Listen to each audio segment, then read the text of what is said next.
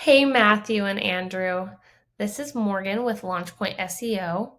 I just wanted to reach out and just send you a quick video about how you can improve your online presence and just kind of be found by more people that are looking for your services compared to your competitors. So, first, I want to jump on over to who your competitors are. So, first, I just did a little search in Google for ECU tuning, and these were your competitors. At least right up here in this map pack, these two are your competitors. You are number one right here, which is awesome. Keep doing what you're doing, that's perfect.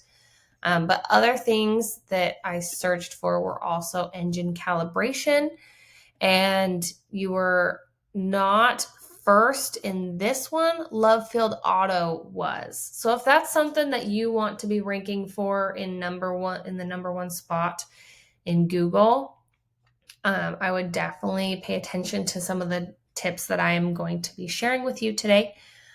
The first one I wanted to mention was content. So the content on your home page of your website is super important. Google sees that as what you do, and if what your services, what you provide is going to be relevant to the people that are searching for it, right? So all of the content, all of the words on your home page, that is all the content that Google looks at to determine where you fall on that Google search. So that's why, over here, you were number one, whereas over here you were number two. So another thing that I would recommend, so these keywords right over here. So these are your keywords, 761 keywords.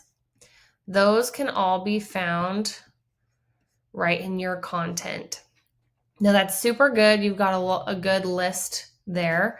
But one thing that I would definitely recommend is saving these photos as one of those keywords. So if you save image as, it'll show you that Cedar inside is what this photo is called. You're going to want to change that to something that somebody's going to be searching on Google. That way, it pulls this up when they search for it. Another thing to mention is citations. Now, citations are anywhere you can put the name of your business, your phone number, the business hours, that kind of information, so that Google can see that as, oh, yes, this business, they are very trustworthy, they're consistent, that kind of stuff, right? So Yelp is a good place, Yellow Pages, things like that. And I've got a really long list if you are interested in it.